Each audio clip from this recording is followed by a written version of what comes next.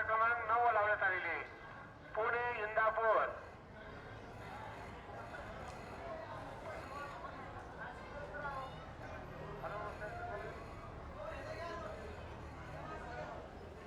संध्याकाळी 6ला यायचं.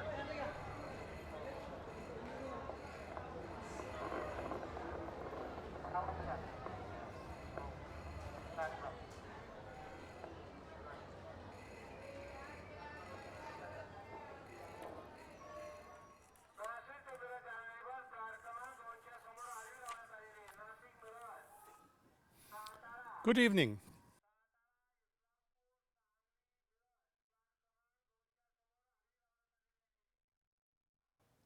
My lecture tonight is about an extraordinary figure in the history of Indian music. Of course he's extraordinary. Why otherwise would I want to speak about him? And who would want to listen to anything about them? You know how often several streams in life come together? It happens all the time. Carl Gustav Jung, the psychoguru, once called such moments synchronicity. We ignore them mostly. But in this case, I did not. To be frank, I simply could not ignore this coincidence. But let me start at the beginning. My friend Samir Duble is an adventurous, open-minded vocalist of Khayal music. Together, we have founded an ensemble of for explorations in Indian music, the ensemble Sandeep Bhagwati. It's located in Pune, a city in Maharashtra. You heard the name in the bus announcements right now. There, in Pune, during a rehearsal a few years ago, we were discussing how our experimental Indian music would sound to the ears of Indian listeners. Would it meet Indian standards for beauty? Would they even accept it as music? At that point, Samir began to tell a story about his father. I think he wanted to demonstrate to us how people in India reacted to experimental music, even when they were supposedly westernized, modern-minded scientists. We always record our conversations, so I actually have this moment on tape. When my father was in his college days, and my father was a science man, so when he was working on a project on sound, told me one day that suddenly while doing an experiment, there was a discussion between his professors about a gentleman from Germany who was basically an Indian person who moved some decades back to Germany for his studies. He was working with the lab to which those professors belonged. He was a kind of a funny man. He always kept on saying that whatever you say is music to you is actually not music, it's only sound. And then there are different kinds of sound which the so-called musicians should explore. And he would come up with some strange sounds, and even his professors were taken aback by the kind of sounds he recorded and showed to the professors.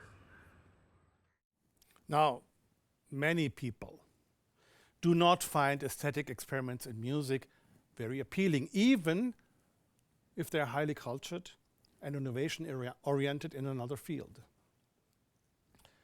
So that was not so interesting, but something else intrigued me. He had mentioned electronic music experiments in India.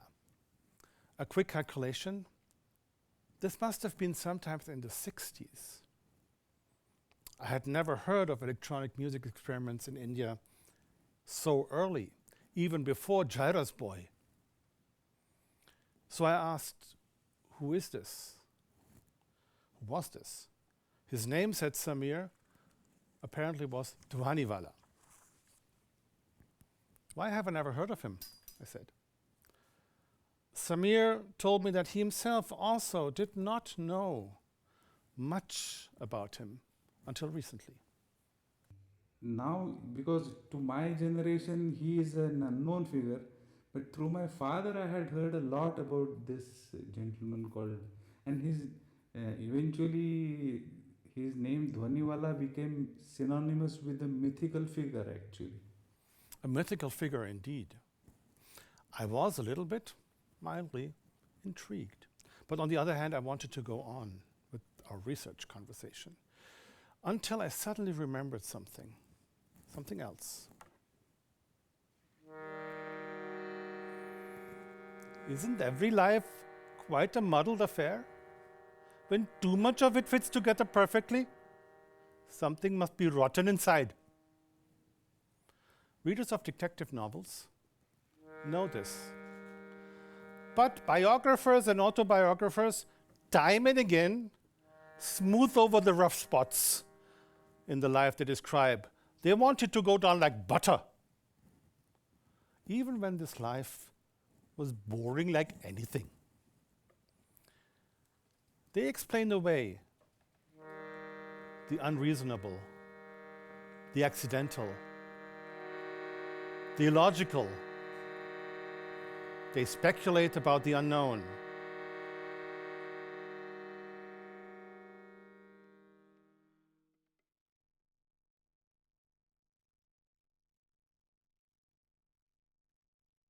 So, if we look for traces of the life of this first Indian composer of electronic music, one doesn't find much that is really conclusive. There's word of mouth, but very little actual evidence of his existence. So let us start with the evidence that we have. There is this essay from the early 1980s, published in the obscure Journal of the Indian Musicological Society. The idea of the sutra, the score, Dhvanivala's experiments with sonic truth. Written by none other than the late and much revered stalwart of Indian musicology, Professor Pandit Ashok Ranade.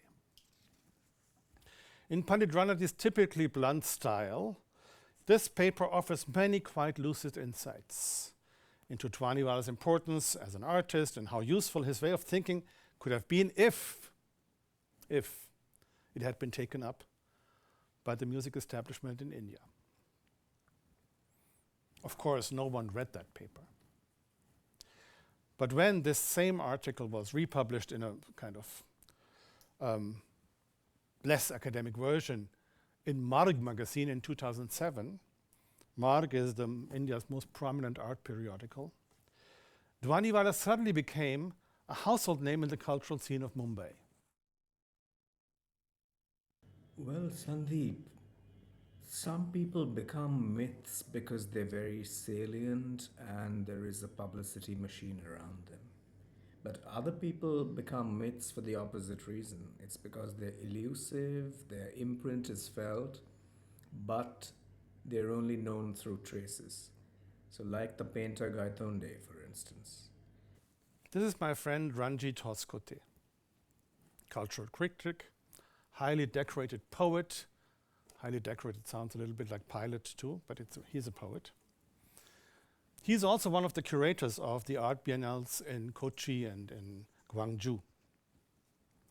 A few years ago, I had asked him for a conversation about Dhvanivala. I wanted to know everything he could tell me. I had my own reasons for.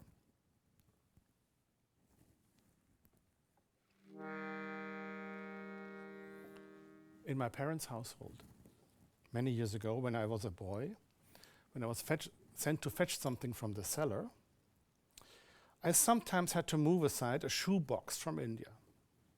Tata shoes, tightly tied up like a parcel.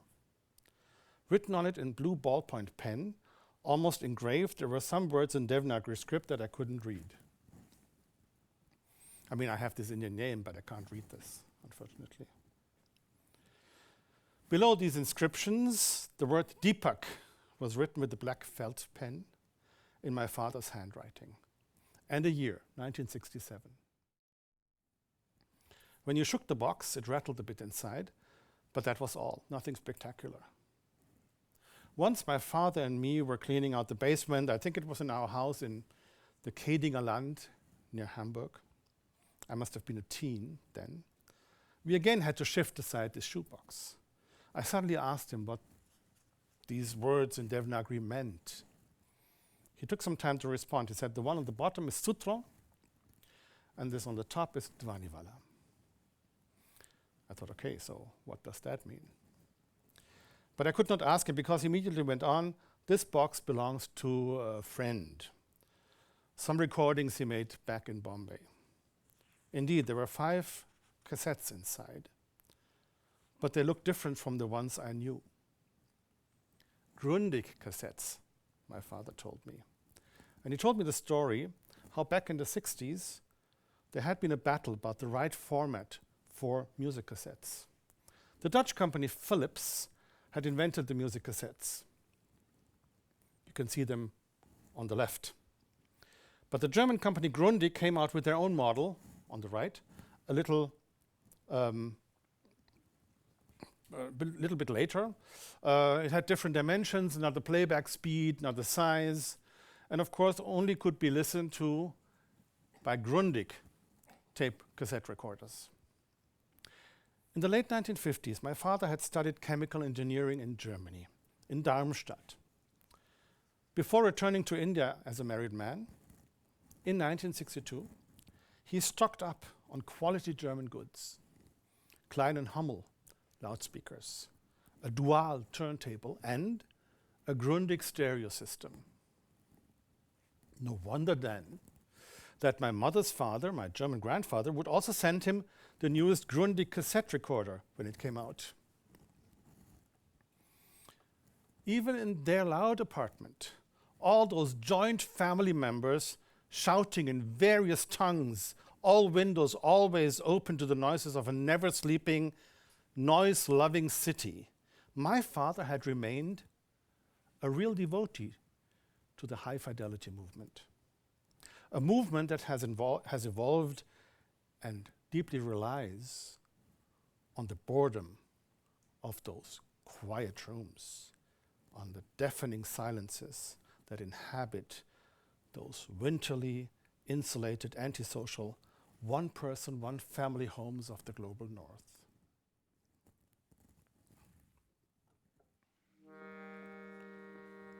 Is the desire for high-fidelity sound an indicator of a colonial mindset? Is the desire for suppression of noise also the desire to suppress diversity? Anyway, after only one desperate year, Grundig had lost against Philips. Maybe Grundig cassettes had too much hiss or noise, or the Dutch were better than the Germans at conquering the world outside of Europe. Whatever the reasons, the MCs in Grundig's design were discontinued.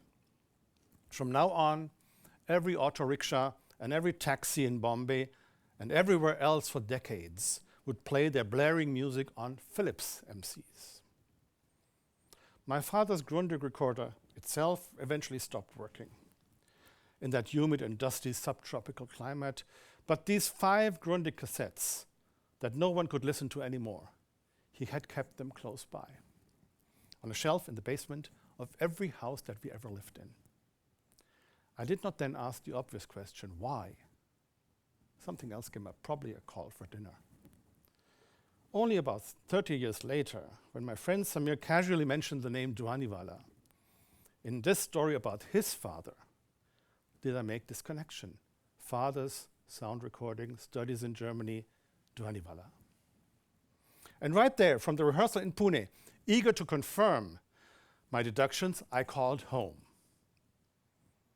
This home, as usual in my family, was in flux.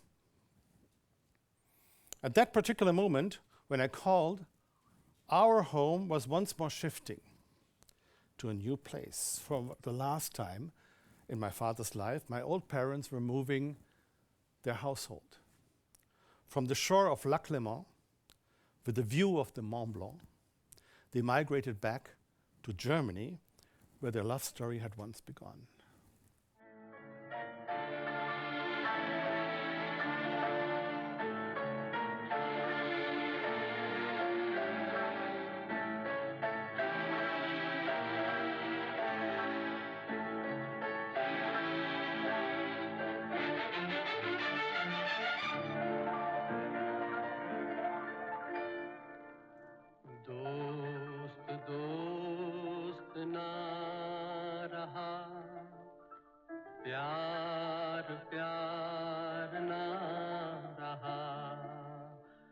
जिंदगी हमें तेरा एतबार ना रहा, एतबार ना रहा, दोस्त दोस्त ना रहा, प्यार प्यार ना रहा, जिंदगी हमें तेरा एतबार ना रहा, एतबार ना रहा।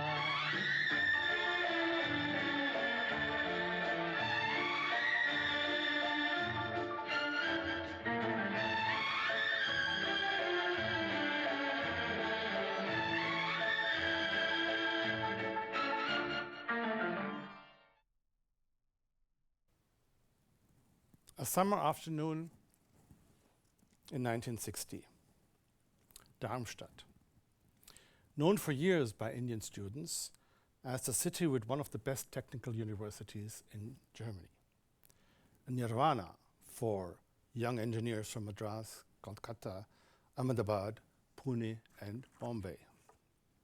And in addition, Darmstadt was located in a country that had fought against their former oppressors. My father came from a family whose members had fought for independence. His own father, my Indian grandfather Kakaji, had been imprisoned many times by the British. To go to Cambridge or London for his studies was out of the question. So he too studied here in Darmstadt to become a chemical engineer.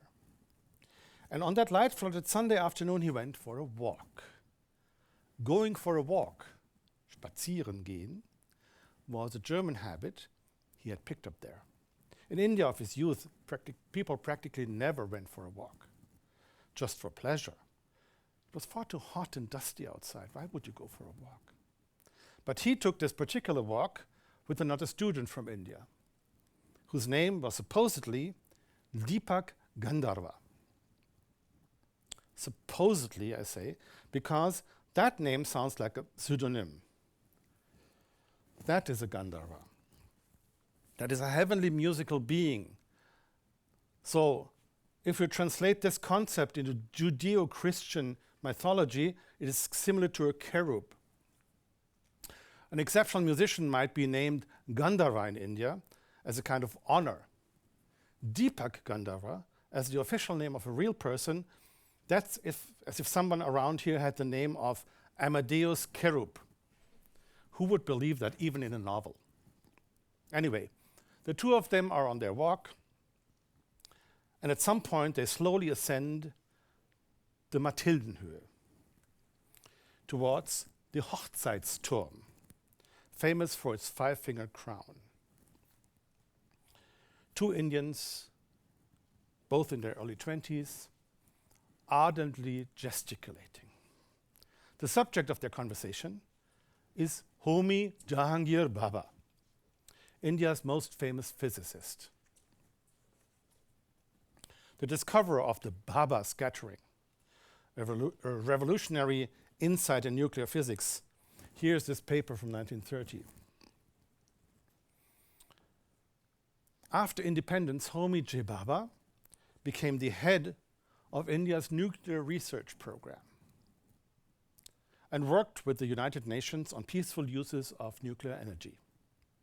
And at the same time, he was a great promoter and collector of cutting-edge art, a connoisseur of both classical musics of the West and of Hindustan. Deepak Gandharva admires him unconditionally. "A true Renaissance man," he exclaims, and he tried out the bold statement, "Any serious scientist today must always be an artist as well." My father laughs and teases him. "Are Deepak, I've never even seen you draw even a little line without your ruler. So what are you talking about being an artist?"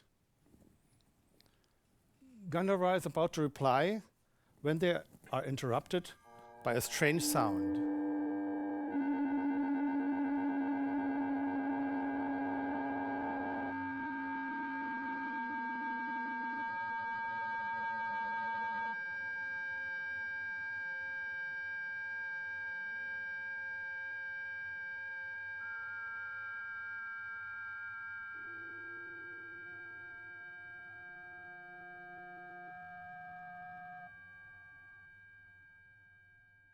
Was this a kind of siren? Like the one in their own laboratories? But the sound lasts much longer and changes all the time. A malfunction, perhaps? Or an alarm? Does anyone need help? Should they go and help? Gandharva and my father have arrived at the building just below the Hochzeitsturm. But the sound does not seem to come from there. It seems to come from the Kunsthalle, the art center behind it. What is the entrance again? They run around the building to the other side. Their door stands wide open. The sound is louder now. Beeps that bust through the air like mad insects. Sounds really dangerous. Entering from the bright sun into the gloom of the hall, they see no sculptures or any paintings, but rows of chairs and a stage. On the stage, a few technicians are milling about, working on some equipment. That is where the sound comes from. My father, the engineer, is fascinated. Is this perhaps an acoustic measurement of sorts? Some kind of impulse response thing? Obviously, the hall is set up for a concert. Germany, has already noticed in his short time here, is a country that takes everything very seriously, especially music. He would not be surprised if these people were precisely measuring the acoustics of the hall to improve the sound of the concert tonight. At that very moment, a man heads towards them. Here I must insert a parenthesis. It would have been nice for this story, of course, if this man had been Karl-Heinz Stockhausen. The famous and later infamous composer. He could have been, at least according to my father's descriptions. Sandeep, he had such wild eyes, really intense. And he seemed quite arrogant. But to be fair, that description would probably apply to many composers of that time. Was it Stockhausen? Maybe, maybe not. Parenthesis closed. The man tells them in a stage whisper not to enter the rehearsal. A rehearsal? For what, asks Gandharva. For our concert tonight. I don't see any instruments, says my father, who has a good ear. His idol is Bollywood star Raj Kapoor, and my father, like him, plays the accordion, even on stage sometimes. The man smiles. He seems to think, oh, these people in India are still a little backward. What a great opportunity for some preaching. This is new music, electronic music. We make it with those instruments there, microphones, oscillators, multi-track tape recording machines, he proclaims. You can hear how proud he is of the fact that they use such technologically advanced equipment. And that looks like an artificial echo then, I suppose, whispers Gandharva, pointing to a chest of drawers, the front of which dozens of tape loops are piled up, forming almost Baroque patterns. Surprised, the man answers, yes, that's right. Maybe these Indians are not so backward after all. The whistling and buzzing still resounds in the hall, a glassy clanging sometimes mixed in, and now and then something that rumbles. My father has heard enough. The matter is resolved. This was no alarm. He wants to go outside and resume their walk, but Gandharva does not move. He stands as if in a trance, listens, closely examines these electronic devices, observes their operations, and his head tilted sideways, he absorbs the missionary monologue of this intense man who sharply whispers to him, his hands cutting violently curves into the air. Deepak Gandharva's eyes shine. Die internationalen Ferienkurse für neue Musik unter Leitung von Dr. Wolfgang Steinecke auf der Marienhöhe waren das Ziel junger Musiker aus 32 Ländern der Erde. Zum 15. Male Internationalität, Konzerte, Diskussionen, Experimente und Fortschritt. Prominenz aus aller Welt leitet die Seminare. Maurizio Kagel aus Argentinien im Harfenseminar.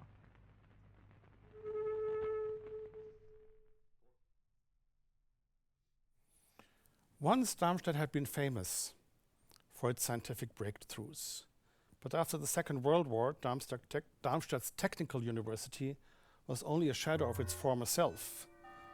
92% of its labs had been destroyed. For almost 2 decades, the university had to improvise. Deepak Gandharva worked in one of the many outstation physics labs, this one in a rundown, bomb-damaged mansion in Alisenstraße.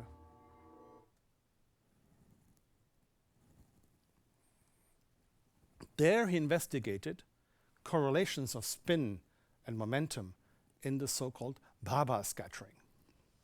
His thesis was a highly mathematical work, but not without any practical application. A Baba scattering occurs when an electron collides with a positron. And Gandharva's formulations were supposed to help particle physicists to determine, for example, the radiation in synchrotrons. My father, who lived not far away, sometimes came by to pick him up for dinner. You cannot imagine, Sandeep, how often Deepak forgot to eat. One evening, a few weeks after the encounter at Mathildenhöhe, my father just chanced upon ample evidence of Gandharva's new love, electronic sound making, but not with machines. He had built his own sound making setups, quite unique. When my father opened the old wooden door, he saw that the entire corridor was crisscrossed with coils of electric cables, a labyrinth of insulated wires. 2 microphones were installed in the middle. Around them, small loudspeakers, probably from old radios or something. And here and there across the floor were scattered all these materials making scratchy, buzzy, but sometimes also quite harmonious sounds. My father remarked to me later that Deepak's sounds had reminded him of a jungle. And in this jungle, between all these curling and hanging cables, Gandharva ran forth, arms flapping like a bird, chasing after his sounds, which seemed to float in the corridor. It works! It works! It works!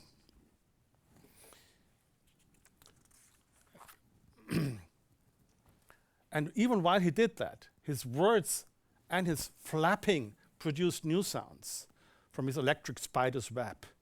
The tiny loudspeakers crackled and sizzled.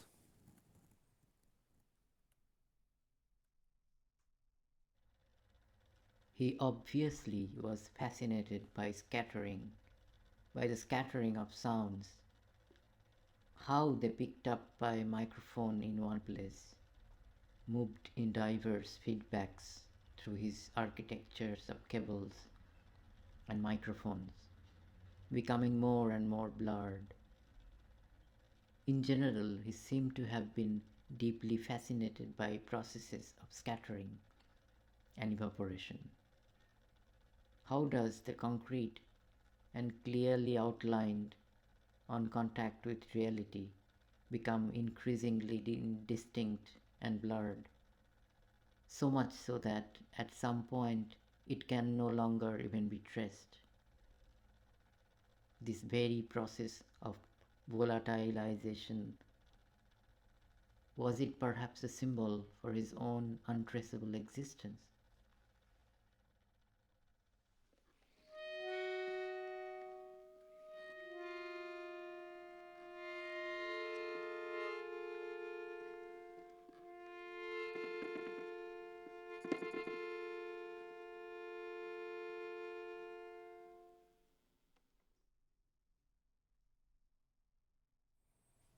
Foreign returned.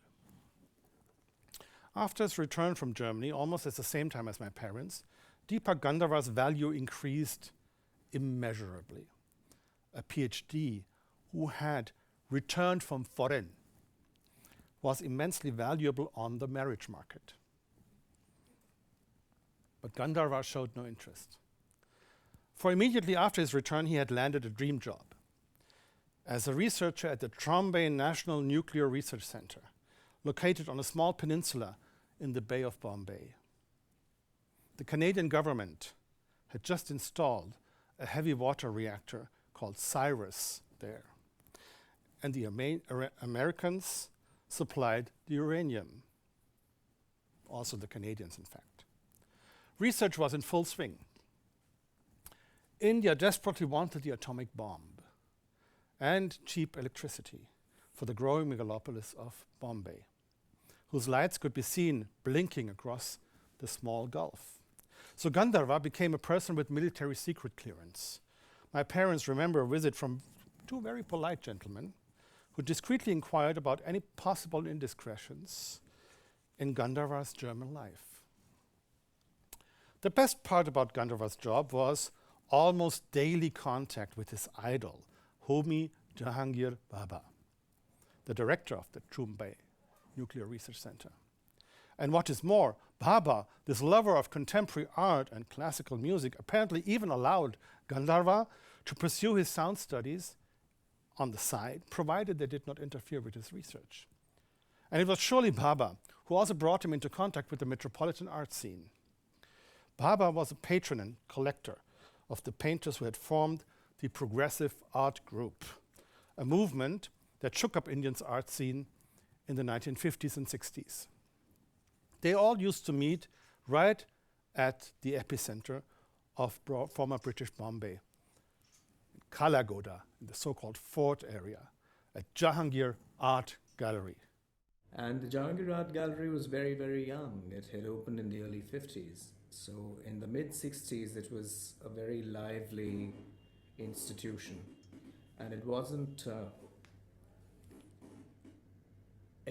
only a space of exhibition. It also was a social space where poets, novelists, musicians, painters, of course, art critics, people from theatre and dance would all meet. So it was a very confluential place where all kinds of new ideas would be essayed.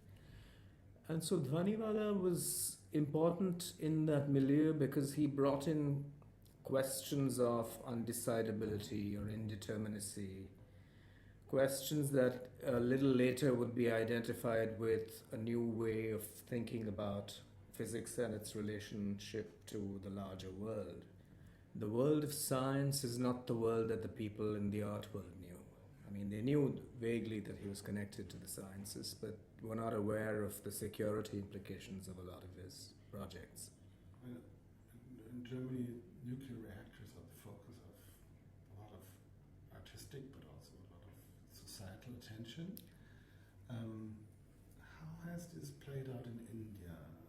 This Trombay facility has been there for 50, 60 That's years. right, absolutely. Is there an engagement of the art scene? Has there been an engagement of the art scene in society with the possibilities and dangers of this situation?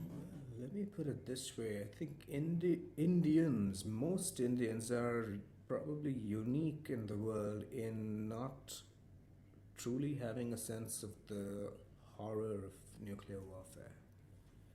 There's still an amazing nationalist feeling that, we have the bomb.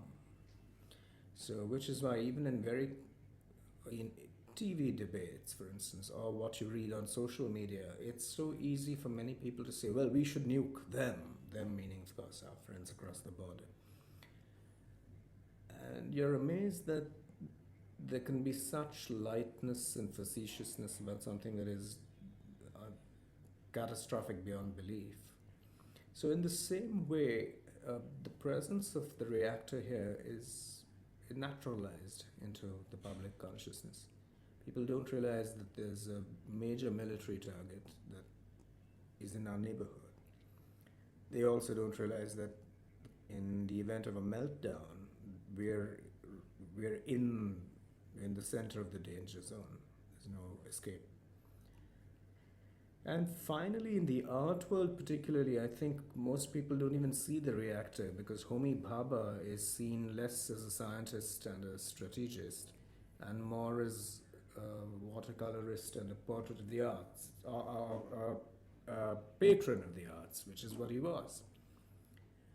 So when people think of him, they think of the Tata Institute of Fundamental Research, the absolutely beautiful collection of art that he and his successors put together.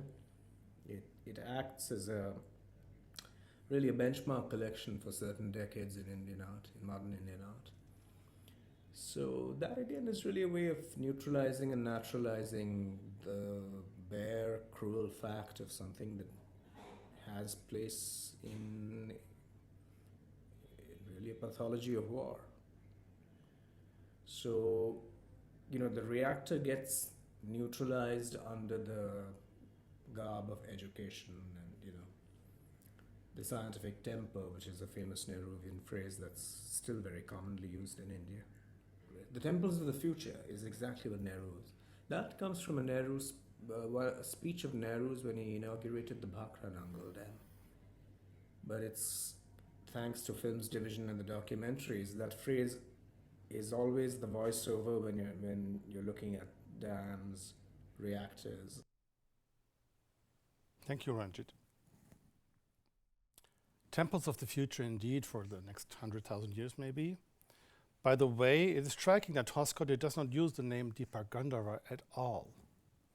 In those artistic circles, everyone seems to have known him only as Dhvanivala. And this is the name under which he is still known today. He apparently did not invent this himself. It had fallen to him in his first days as a foreign returned. Rahul Dev Burman, composer of this, for example, of this music, is known to everybody as Pancham. He was one of the most important and innovative composers of Bollywood cinema. They're called music directors there. R.D. Burman was always on the lookout for unusual sounds. Sometimes a famous singer had to gurgle water in the background. Sometimes his percussion group was a collection of plates and teacups. His ears were everywhere. Especially these new electronic sounds fascinated him. Kersey Lord, his keyboard musician of many years, remembers. We had one composer, R.D. Burman. He was always very futuristic. Pancham, we call him. So when we started playing, and he used to come sometime, na, Kaise? First, he'll call me at 2:30 in the night, 1 o'clock in the night. Are you asleep? In Hindi. I said, no, now I'm awake. Na? Okay, I'm coming over. So he'll bring a scotch bottle, 2 glasses, and he'll sit down and discuss, I want this sound. Now he'll come up with, boop, boop, boop, boop, boop, boop. I said, how can I get that sound? We don't have anything that produces. So why do you think I kept you? I want that sound ready. So then 6-7 days I'm thinking what to do. Kersey Lord turned to Deepak Gandharva, who had just returned from Germany and was still living with his parents in Bombay's posh Pali Hill district. Gandharva was thus Kersey Lord's neighbor. Possibly the two had been in school together. In any case, Kersey Lord knew that Deepak Gandharva, whom he called Didi, would be able to help him. And his hobby was electronics. So I asked him, so Didi, बहुत urgent है, I want something like, I got 4 oscillators I want in one dabba, 3 octave switches for each, and waveforms, sine wave, square wave, and a sawtooth. If you can do it within 6 to 3 days, I'll be very happy. So Didi goes home, finds out all his circuits and all. He says, yeah, we can do it. Na? So he did it, and then I used after 7 days. Na? I manually, 4 operators, 4 oscillators, switches, whatever you want, mono out, not even stereo out. Na? There is lying there somewhere, you will see it. Na? So let's listen to this result. If I get it, the spot right.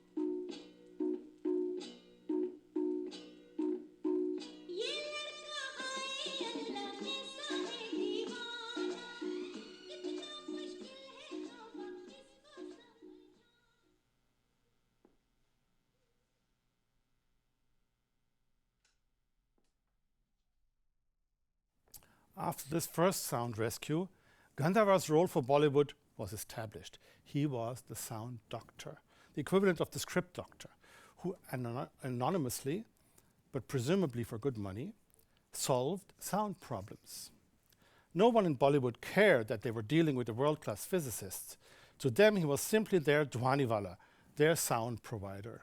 He was never considered perhaps as a musician, but still he dealt with some strange kinds of sounds.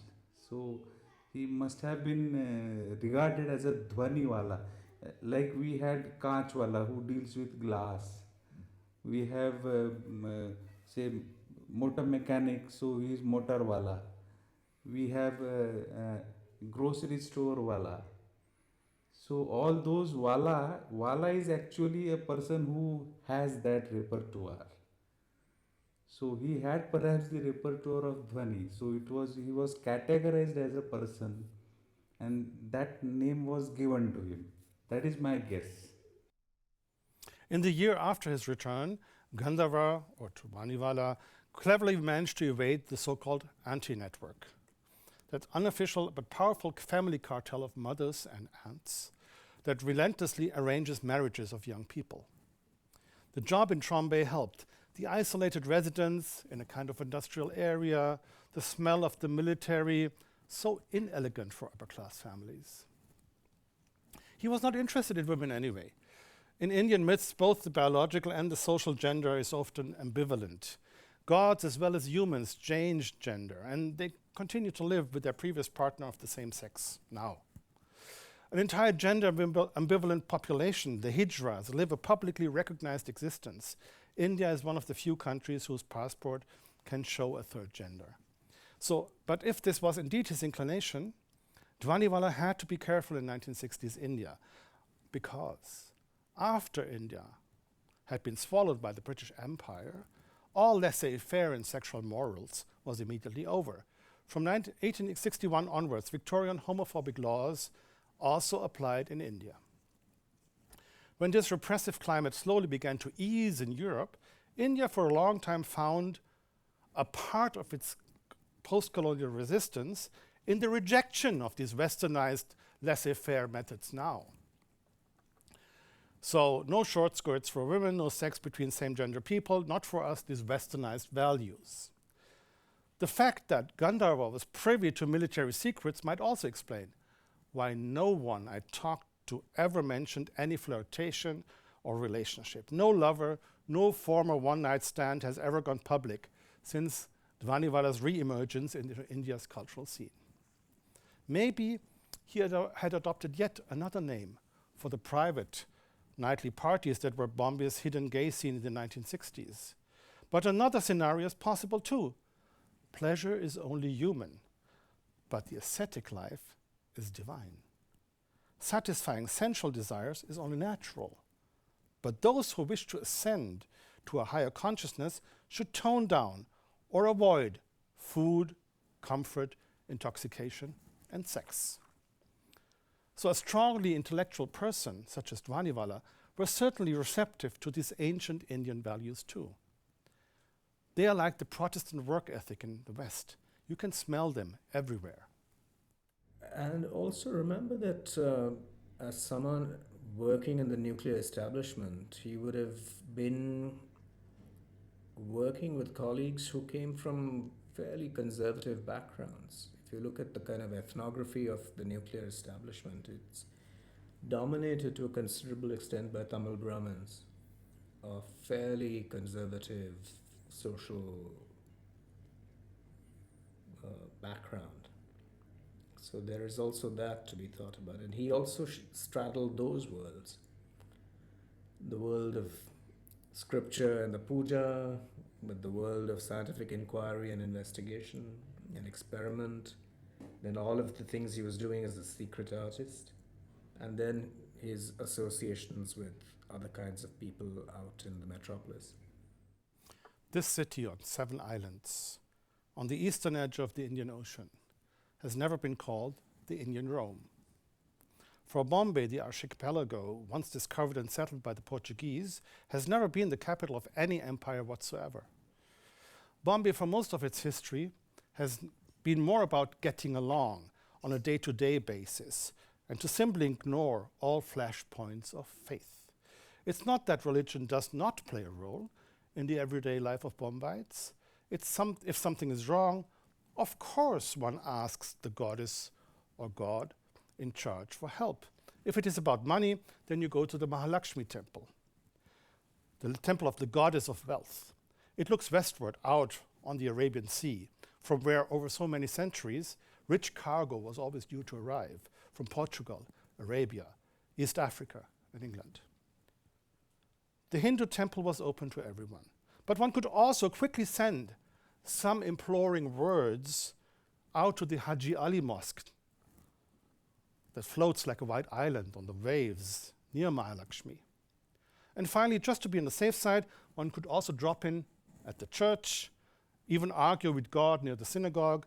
Praying is good, but spreading one's options is much better.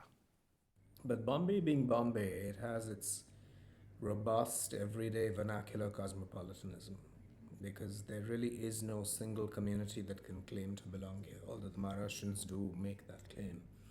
The fact is that there's an incredible degree of interdependence. So the city speaks many languages, it transits very easily from one form of belief to another, the culture is confluential. So it would take many, many decades, in fact, for a properly right-wing government to take power, which didn't happen till the late 90s, 30 years after these events. Dhvanivala's Bombay seems to have been more complex than that of most residents of the city. From the pillars of society at his parents' home in Pali Hill, to the researchers in Trombay, from the art revolutionaries of Jahangir Art Gallery, to the pragmatically creative in Bollywood's Dream Factory, his life crisscrossing wires and connections resounded only in his person, grounded perhaps by nightly secret meetings with those who kept the city alive, working-class waiters and rickshaw drivers, merchants and managers, princes and artists. When I first heard Samir speak of Dhvanivala, he lamented how there seems to be no audio trace of his work, that all the sounds he ever made are probably lost, and that no one alive had ever actually heard any of his experiments. I suddenly knew what these cassettes in my parents' basement actually were. I called my parents. I was already imagining how I would get the magnetic tapes out of the cassettes, put them into Philips cassette cases, and then digitally record them. The different speed could be accounted for electronic or digitally. As I mentioned before, my parents were moving. "How should I know where your shoebox is now? You should see the chaos around here," my mother said. Not a good moment for a call. Dhvanivala's shoebox never reappeared from the chaos. Many things went missing on this last move. I like to imagine that they went up in flames in an incinerator near Lake Geneva, and that some soot particles of Dhvanivala's collected works now rest on a glacier somewhere near the Mont Blanc. In a way, that would be fitting, for it was there on Mont Blanc that Dhvanivala's idol and boss, Homi Jahangir Baba, had died in a crash of Air India Flight 101 on 24th of January 1966. So that's Homi Jahangir Baba, and that's the controversy about his death. He had been on his way to Vienna for the UN conference on the peaceful uses of nuclear energy, which Baba was supposed to chair. Baba's death at the height of his career is, of course, the subject of many conspiracy theories.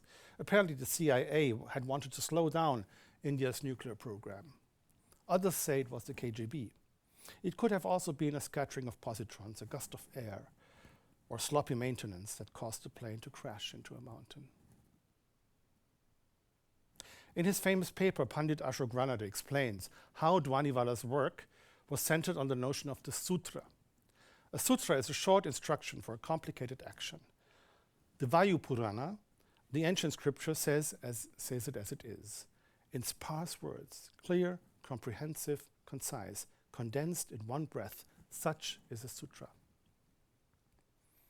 Dhvanivala apparently never made a recording without writing down beforehand what should be heard on it. what the source would be, and what kind of aesthetic perception he wanted to achieve. Some descriptions apparently are only technical, others are quite poetic. Especially in his later phase, when he transitions from electronic tinkering to recording the sounds of Bombay, his sutra became almost poems in their own right. In them, he describes the sounds of cafes, especially the Irani cafes, the sound of commuter trains at Churchgate Station, the sounds of families on Juhu Beach in the north, the honking and the noise on Pedder Road, a long street notorious for traffic jams, even then. I like one of them especially. To me, it evokes the early morning atmosphere of Shivaji Park, where my grandparents' house is, and where I recorded this soundscape one morning very early in 2015, shortly after my father's death. Sutra number 23, the crow registries.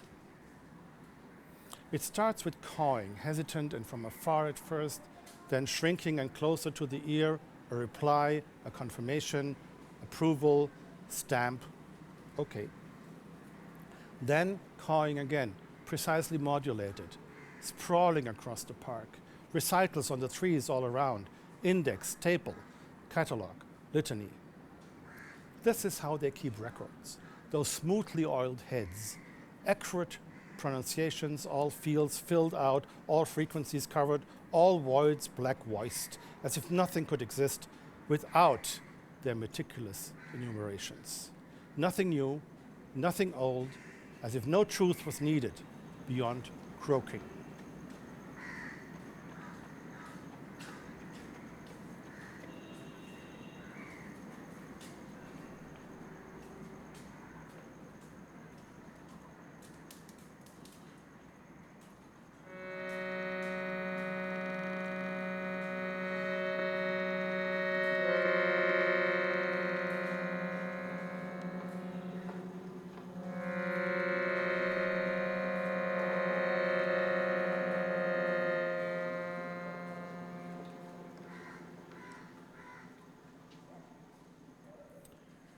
The fifth floor of a house called Morning Breeze on wooded Kumbala Hill was my childhood home. Windows on all sides. From there, even as a small boy, one could see far into the world. On one side to the southwest, one could look across the flat white roofs of the neighboring houses and the treetops to the endlessly blue-gray Arabian Sea. On the other side, the eye sailed over the cliffs and the wooded plains of the Willingdon Golf Club, the racecourse, and past skyscrapers to the flares of the Trombay refineries, 20 kilometers away in the northeast.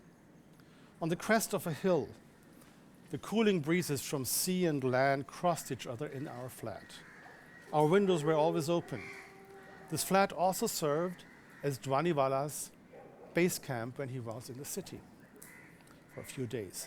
My German mother, at his request, cooked German dishes for him. Sauerbraten, Schnitzel, Königsberger Klopse. And in the evenings, the three of them would remember their student years in the mild climate of Darmstadt.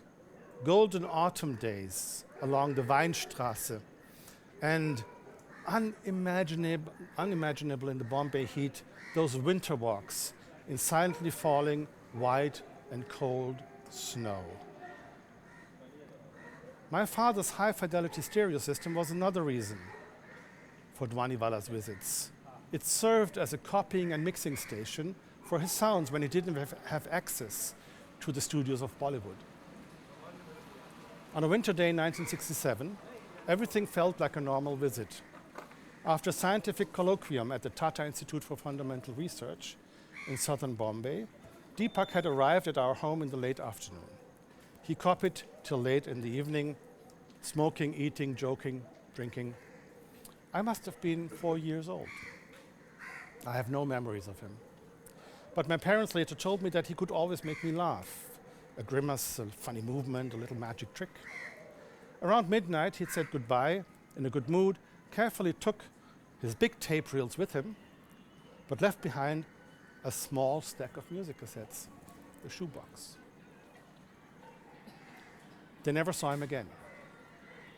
Inquiries by his family and at some point by the police may have happened, but certainly much later.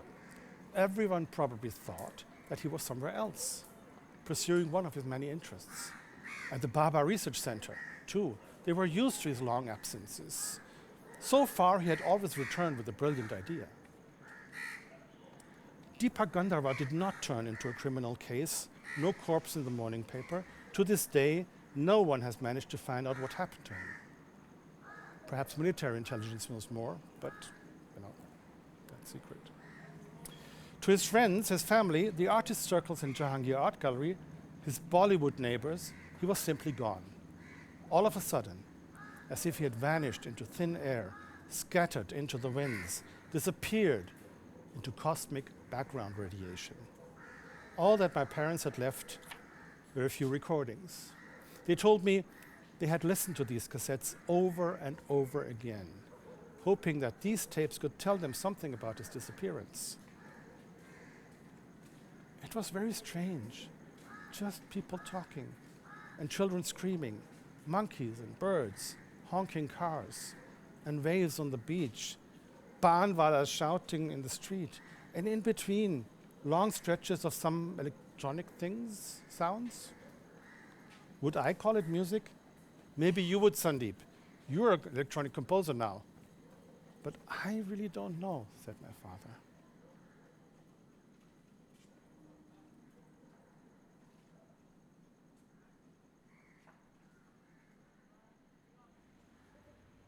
And in fact, my wife Nancy Attajani, who's a theorist, has written about this era and this tendency. She has a paper that's called From No Context Media to New Media. So she talks about how a number of these artists were experimenting with non-painterly media, but these experiments had no context in the art world or the art market specifically. So they themselves tended to be a bit suspicious of what they were doing, whether it was in cinema or sound art or the space of collaboration. So in a sense, Dhvanivala also would consider his experiments in sound as not the real thing. That's what you're saying? I think he may have not quite known where to place this work, because I personally, I don't know the extent to which he was aware of other kinds of initiatives that were going on. Xenakis, for instance, Concrete Music. I can't offhand remember the dates, but there were people who were active or Cage. There were people active in mathematics or architecture or performance who were moving towards this convergence of the sciences and music, or sound is music, or the notion of found music. I don't know to what extent he was aware of this, but it strikes me that he lived in covert subcultures. So much about Dhvanivala is penumbra, and we have only clues and traces. Eventually, his name Dhvanivala became synonymous with a mythical figure actually.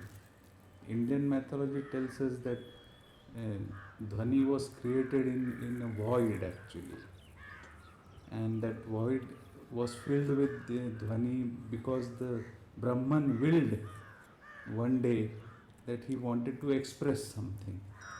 So the expressive power, as we call it as Vak in Sanskrit, it was activated and then Dhvani came about in a void. That is the Shabda, the final element. So he is now considered as a mythical figure who was instrumental in creating of that sound.